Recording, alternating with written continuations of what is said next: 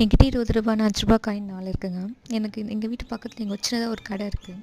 அந்த கடையில் எப்பவுமே நான் கார்ன் பப்ஸ் பார்ப்பேன். இப்போ தான் ரீசெண்டாக விற்கிறாங்க அதை. ஆக்சுவலாக எனக்கு ரொம்ப பிடிக்கும் அது. அதை பார்க்கும்போது எனக்கு எங்கள் சின்ன வயசு ஞாபகம் தான் வந்து எங்கள் அப்பாவும் ஞாபகம் எனக்கு அதிகமாக வரும். ஸோ எனக்கு ஒரு கார்ன் பப்ஸும் ஒரு பர்பனும் நான் வாங்கிட்டு வந்தேன்.